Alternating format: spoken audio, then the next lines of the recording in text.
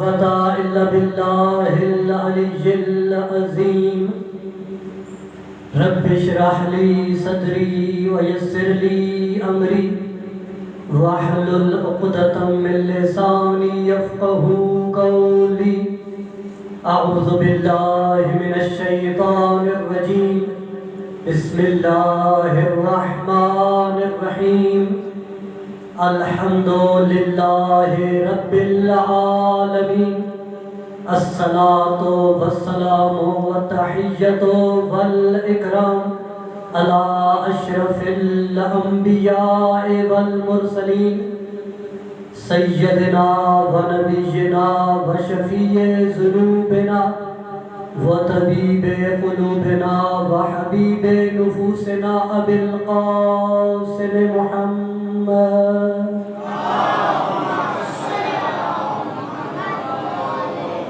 وآله الطيبين الطاهرين المعصومين الذين أذهب الله عنهم الرجس وطهرهم تطهيرا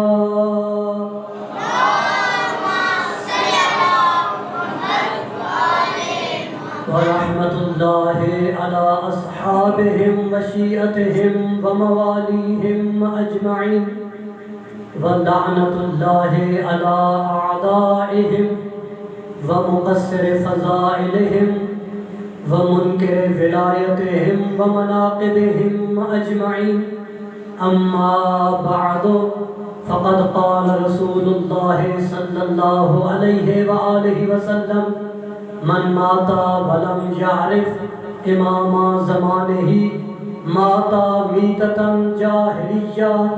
مہدوی درود کی بآواز بلند تلاوت فرمائیے.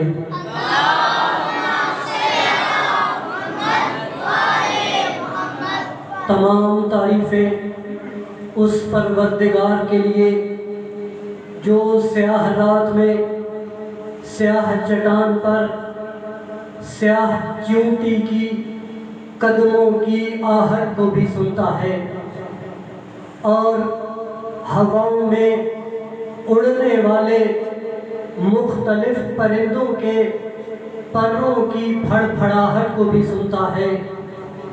اور وہ کریم اللہ چھوٹی سی چیونٹیوں کے نازک سے پاؤں کو جو کہ اتنے نحیف اور کمزور ہیں ان کو اتنی طاقت دیتا ہے کہ سخت پتھر کو چیر کر وہ اپنا رزق تلاش کر لیتے ہیں. اور سامعین گرامی قدر وہ کتنا کریم ہے پروردگار کہ وہ اپنی مخلوق سے اتنی محبت کرتا ہے. صرف انسانوں سے نہیں بلکہ اپنی ہر مخلوق سے ایسی محبت کرتا ہے ایسے لگتا ہے گویا اس کی اکیلی وہی مخلوق ہے. لیکن اپنی ہر مخلوق سے محبت کرتا ہے لیکن ایک مخلوق ایسی ہے جس سے اللہ محبت نہیں دشمنی رکھتا ہے. توجہ فرما رہے ہیں. اللہ اپنی ہر مخلوق سے دوستی رکھتا ہے محبت رکھتا ہے لیکن ایک مخلوق ہے جس سے اللہ دشمنی رکھتا ہے. وہ کون سی ہے؟ وہ ہے علی ابن ابی طالب کے جو دشمن ہیں اللہ ان سے دشمنی رکھتا ہے. اور اتنی دشمنی رکھتا ہے کہ اگر کوئی رحمت للعالمین نبی کے پہلو میں بھی موجود ہو تو غدیر کے میدان میں پتھر برسا کر اس کو مسمار کر دیتا ہے. اور درود و سلام ہوں تمام عظیم ہستیوں پر بالخصوص اپنے وقت کے امام پر کہ جس کا جملہ زیارت میں بھی مشہور ہے معروف ہے. السلام علی الدین المقصور کہ ہمارا سلام ہو اس پر جو اللہ کی تراشا ہوا دین ہے. امام زمانہ پر سلام ہو رہا ہے کہ اس پر سلام جو اللہ کا تراشا ہوا دین ہے. توجہ فرمانا, اللہ یہ نہیں فرما رہا کہ وہ دیندار ہے بلکہ فرماتا ہے وہ ایسا ہے کہ ہے، اتنا بہترین ہے کہ وہ پورا دین ہے۔ آپ بے شک خاموش بیٹھے رہے، لیکن میرے سنی بھائی بھی اس بات پر خاموش نہیں رہے تھے۔ انہوں نے ہی کہا تھا شاہ است حسین، بادشاہ است حسین، دین است حسین، دین بنا است حسین۔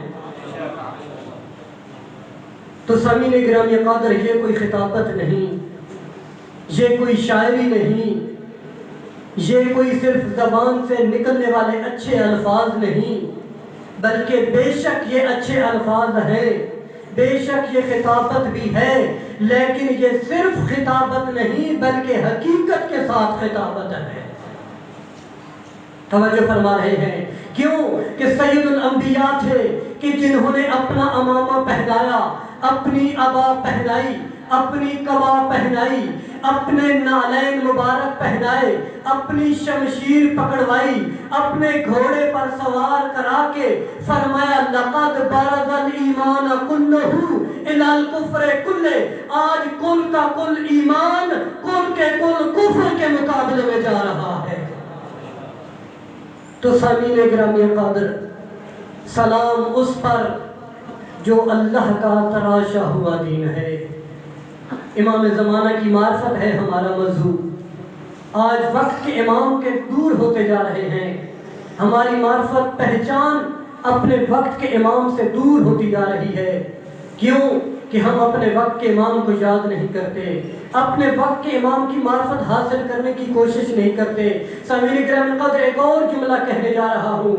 ماضی میں بڑا اختلاف ہے، جملہ مسالک میں اختلاف ہے۔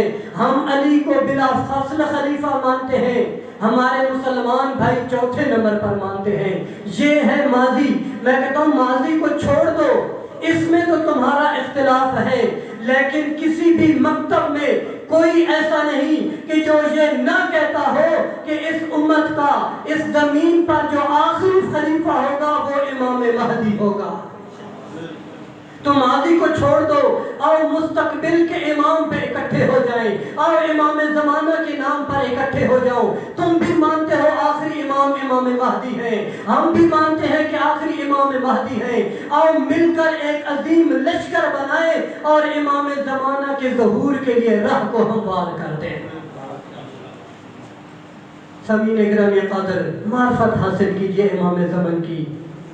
جو نماز جمعہ میں شرکت کرتے ہیں وہ یقیناً خطبہ جمعہ بھی سنتے ہوں گے کہ جس میں اکثر بلکہ ہر جمعے میں یہ سلام کر کے ہم خطبہ جمعہ پیش کرتے ہیں کہ الذی بیمنہ رزق الورا وبوجودہ ثبتت الارض والسماء، سلام ہو اس پر کہ جس کے وجود کے صدقے دنیا رزق کھا رہی ہے، سلام اس پر کہ جس کے وجود کے صدقے کائنات رزق کھا رہی ہے، اور فرمایا وبوجودہ ثبتت الارض والسماء، سلام اس پر کہ جس کے صدقے آسمان بھی باقی ہے، زمین بھی اپنی جگہ پر باقی ہے۔ تو توجہ کیجئے سامعین گرامی قدر، آپ کا یہ توجہ سے سماعت فرمانا، آپ کا اپنی زبان سے سبحان اللہ کہنا، آپ کا ماشاءاللہ کہنا، آپ کا صلوات کی تلاوت کرنا، آپ کی رگوں میں خون کا دوڑنا، آپ کے دل میں دل کی دھڑکن کا چلنا، یہ سب کچھ اگر باقی ہے تو امام زمانہ کا صدقہ باقی ہے۔ اگر امام زمانہ نہ ہوتے، نہ آپ کی سانسیں چل رہی ہوتی، نہ آپ کی رگوں میں خون جاری ہوتا، نہ آپ کا دل دھڑک رہا ہوتا، نہ آسمان ہوتا، نہ زمین ہوتی، نہ بارشیں ہوتی، نہ زمین سے فصلیں اگتی، بلکہ سارا نظام تباہ و برباد ہو جاتا، یہ سب کچھ باقی ہے تو امام زمان کا صدقہ باقی ہے۔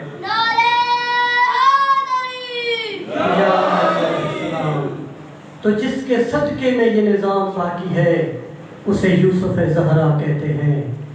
تو سامعین گرامی قدر، ہمارے بھائیوں کے ایک رائٹر ہیں جنہوں نے اپنی کتاب میں لکھا کہ یہ شیعہ بھی بڑے عجیب ہو گئے ہیں کہ یہ ہر وقت علی علی حسین حسین کرتے ہیں، اور انہوں نے تو علی علی کرنا اپنی جاگیر بنا لیا ہے، حالانکہ ہم بھی علی سے محبت کرتے ہیں، ہم بھی حسین سے محبت کرتے ہیں، اور مل کر اپنے بھائیوں کو بتا دیں کہ یہ بھی کی چادر میں جو چھپ کر تم اپنی محبت کا اظہار کرتے ہو، ہم تمہیں بتانا چاہتے ہیں تمہاری محبت اور ہماری محبت میں فرق ہے۔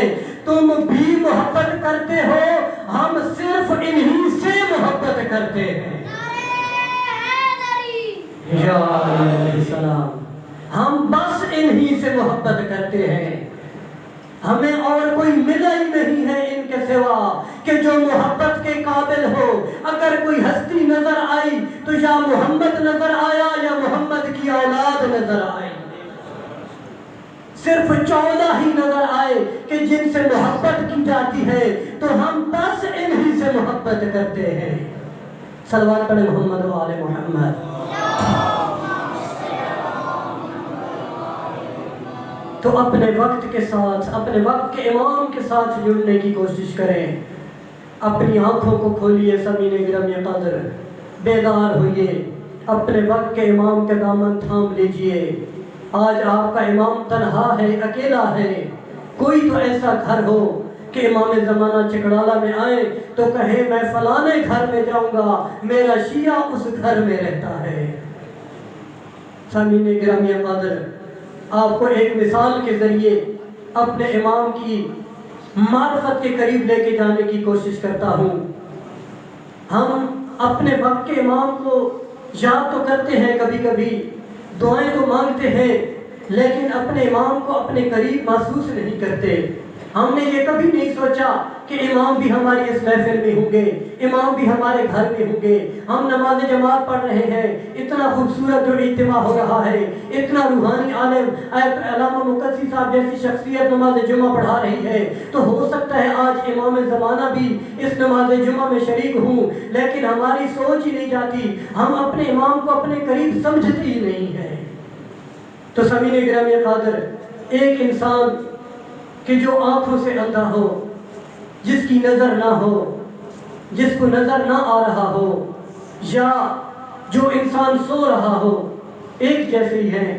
سونے والے کو بھی نظر نہیں آتا، اور جس کی آنکھوں میں بینائی نہیں اس کو بھی نظر نہیں آتا، اور وہ سو رہا ہو یا اسے نظر نہ آ رہا ہو، اور اس کا کوئی قاتل، اس کا کوئی دشمن اس کے اتنا قریب آ جائے، اتنا قریب آ جائے کہ خنجر کو اٹھا کر اس کی گردن کے قریب لے کر آ جائے، وہ تو سو رہا ہے، وہ تو نابینا ہے، اسے تو نظر ہی نہیں آ رہا۔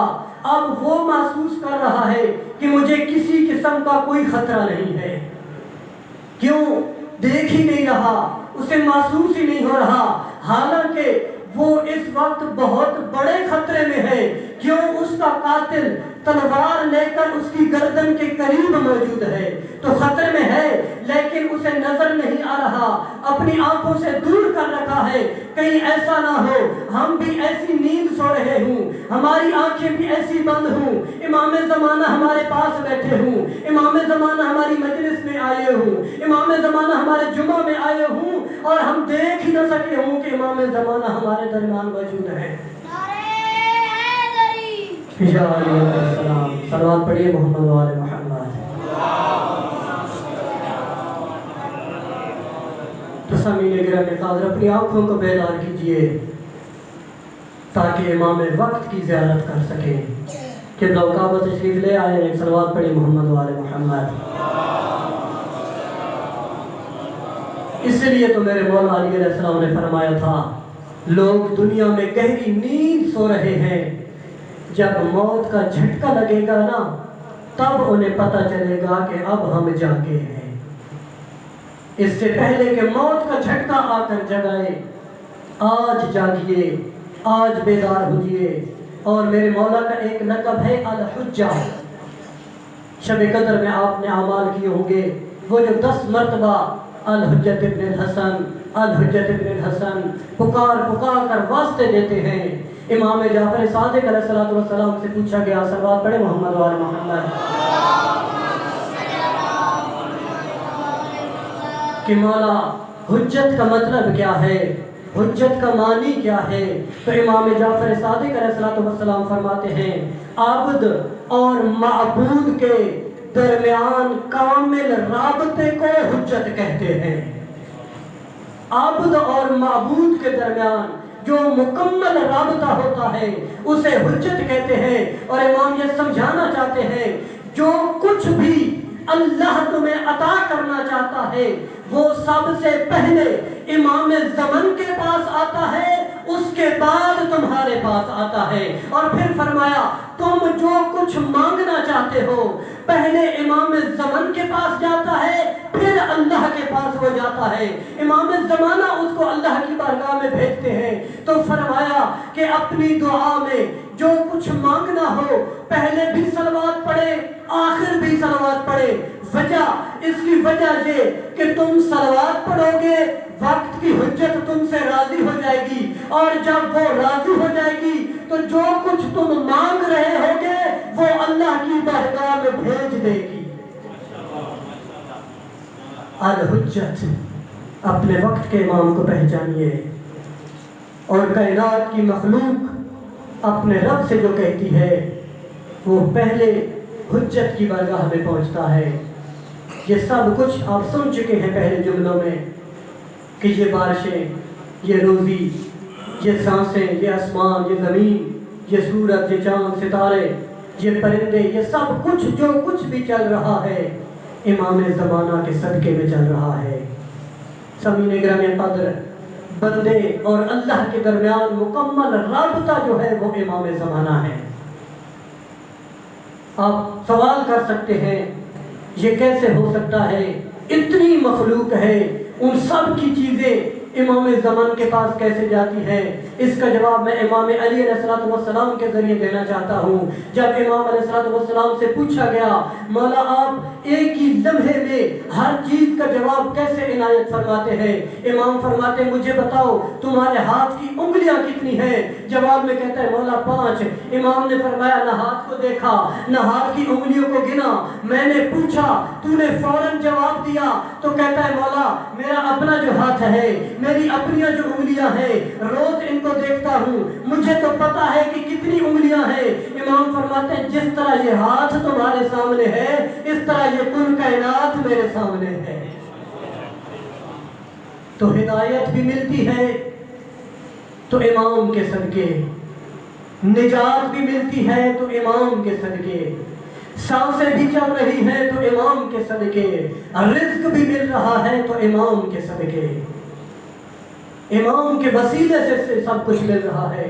بس ایک اور مثال کے ذریعے آپ کو معرفت کے قریب لے کے جانے کی کوشش کر کے آپ کی ذاتوں کو تمام کرتا ہوں۔ ایک صلوات پڑھیں محمد و آل محمد۔ یہ جو اللہ نے درمیان میں واسطہ بنایا ہے، اللہ نے درمیان میں یہ وسیلہ رکھا ہے، کیا اللہ ڈائریکٹ ہم سے بات نہیں کر سکتا؟ کیا اللہ وہ پیغام ڈائریکٹ ہم تک نہیں پہنچا سکتا؟ پہنچا سکتا ہے، وہ ہر چیز پر قدرت رکھتا ہے، لیکن اس نے ایک نظام بنایا ہے، اس نے سب کچھ ان ہستیوں کے صدقے میں بنایا ہے۔ میں آپ کو مثال دیتا ہوں، یہ لائٹیں چل رہی ہیں، یہ پنکھے چل رہے ہیں، یہ مائک چل رہا ہے، یہ کس سے چل رہا ہے؟ بجلی سے چل رہا ہے۔ کچھ تو بولیں، یہ کس سے چل رہا ہے؟ بجلی سے چل رہا ہے۔ اچھا یہ بجلی کہاں سے آ رہی ہے؟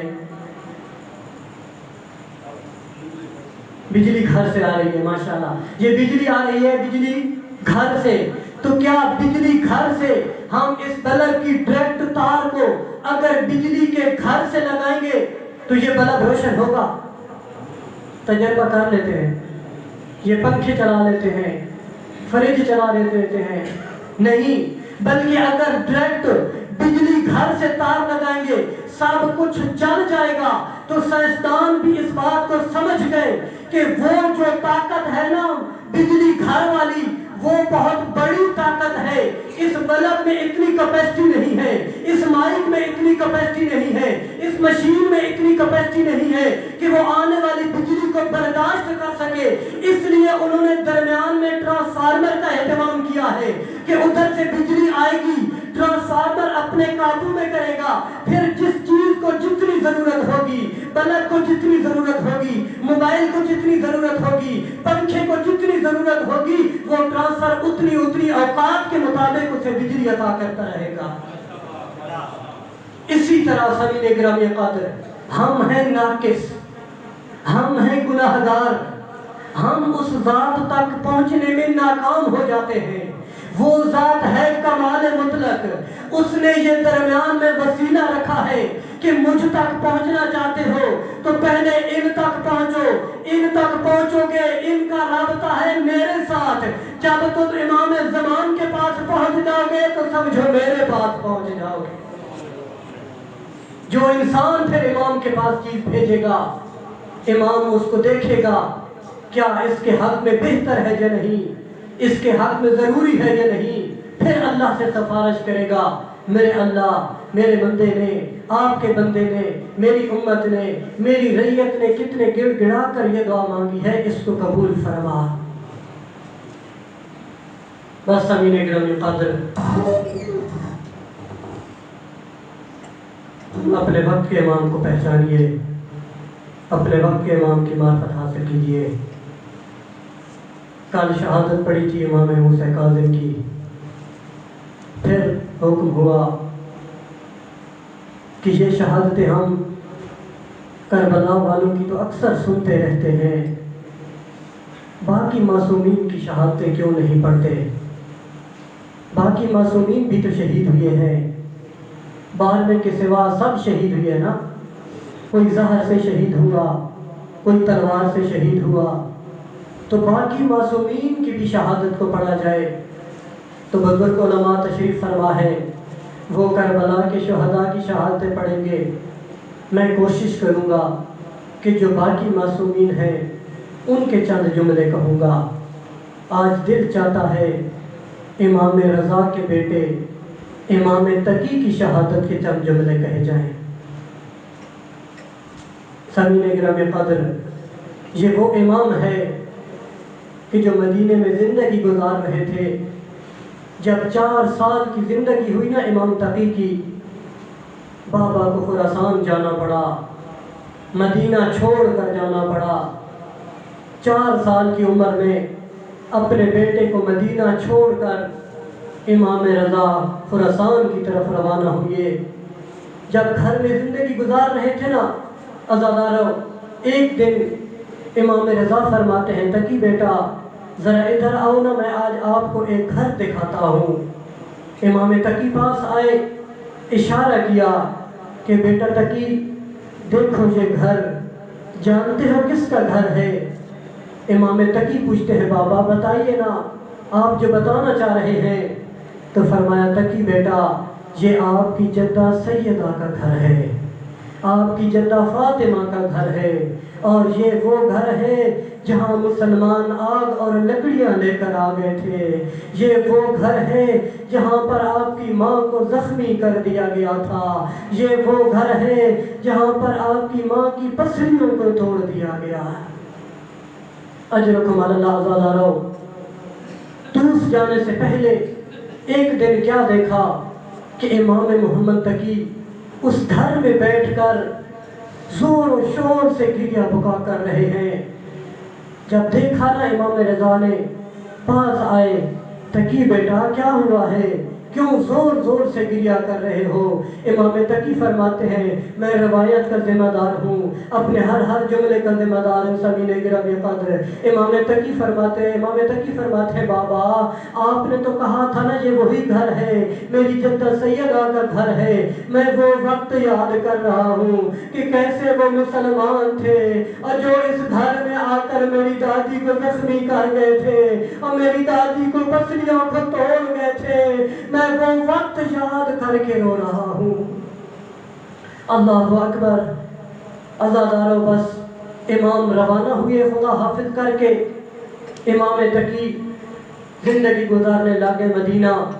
بالآخر امام بغداد کے لیے روانہ ہوئے، شہادت کا وقت قریب آیا۔ سامعین گرامی قدر، 2 امام ایسے ہیں جن کو زہر سے شہید کیا گیا۔ ایک امام حسن مجتبیٰ کہ جن کو زہر دیا گیا، ایک امام محمد تقی جن کو زہر دیا گیا، بلکہ جملہ ایسے ہے کہ زہر تو اور بھی اماموں کو دیا گیا، جن کو بیویوں کے ذریعے زہر دیا گیا وہ یہ صرف 2 امام ہیں۔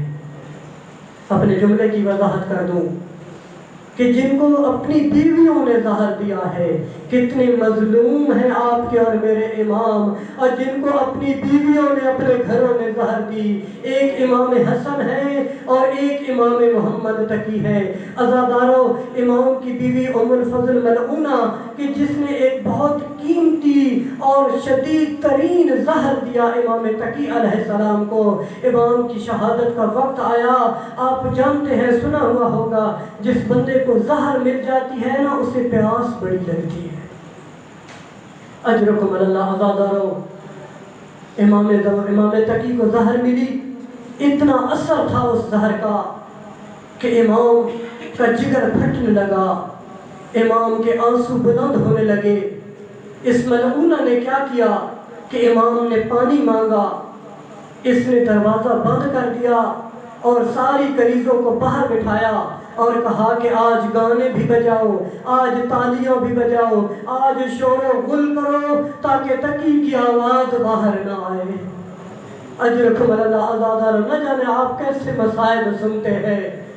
اجرکم اللہ۔ عزادارو، ایک کنیز کو ترس آیا جب امام تقی کے وہ الفاظ سنے نا، وہ چیخیں سنی تو بالآخر ایک پیالہ پانی کا اٹھایا، جب امام کے قریب لے کر آئی، اس ملعونہ نے دیکھ لیا کہ امام کو پانی پلا رہی ہے، یکدم دوڑی، اس کے ہاتھ سے پیالہ لے کر امام کے سامنے زمین پر مارا اور وہ پانی ضائع ہو گیا۔ میں کہوں گا اے تقی امام، آپ پھر بھی خوش قسمت ہے، آپ نے پانی مانگا تھا، آپ کو دینے کے لیے کسی نے کوشش تو کی ہے، اور قربان کربلا کے شہید پر، اور جو یہ کہتا تھا اے شیعو، اور جب ٹھنڈا پانی پینا میری پیاس کو یاد کرنا۔ اجرکم اللہ۔ عزادارو، آخر کی طرف جا رہا ہوں، بس ہو گئے امام شہید۔ آپ جانتے ہیں کہ جو بھی امام شہید ہوتا ہے نا، اس کا غسل بھی امام دیتا ہے، اس کا کفن بھی امام دیتا ہے، اس کا جنازہ بھی امام پڑھاتا ہے۔ امام علیہ السلام اجازت امامت کے ساتھ آئے امام تقی کا جنازہ پڑھانے کے لیے، غسل بھی دیا، کفن بھی دیا، امام نقی نے جنازہ بھی پڑھایا اور اجازت امامت کے ساتھ واپس چلے گئے۔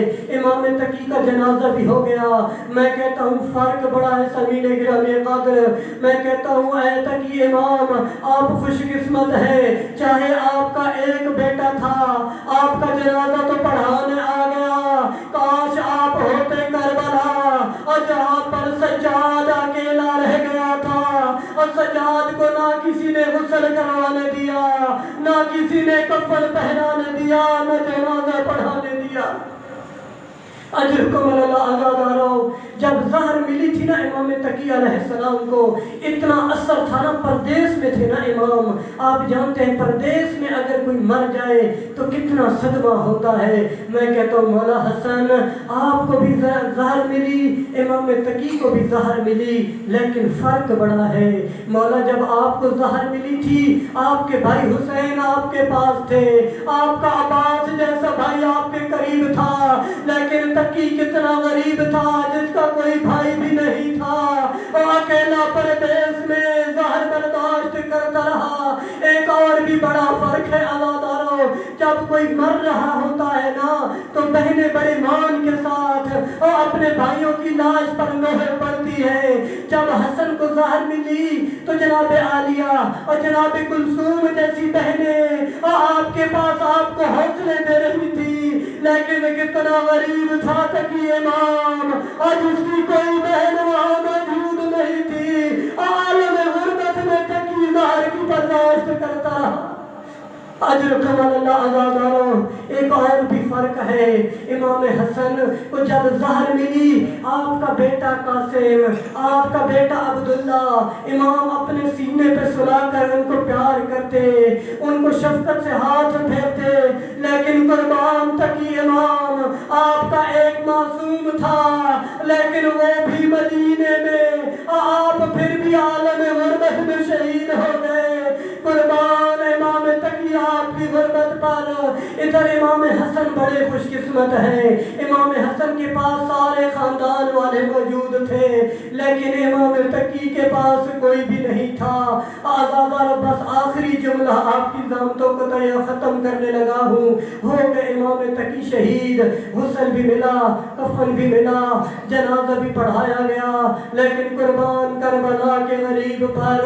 اور جب امام سجاد کو پتا چلا میرا بابا شہید ہو گیا، پھر 11 محرم کو جب یہ لٹا ہوا قافلہ لاشوں کے قریب سے گزرانا، امام سجاد کی حالت غیر ہو گئی۔ اور جب اپنے بابا کی لاش کو ٹکڑے ٹکڑے دیکھا، امام کے چہرے پر موت کے آثار نمودار ہوئے۔ جناب عالیہ پوچھتی ہے سجاد بیٹا، کیا آپ نے بھی موت کی تیاری کر لی ہے؟ ہمیں کس کے حوالے کر کے جا رہے ہو؟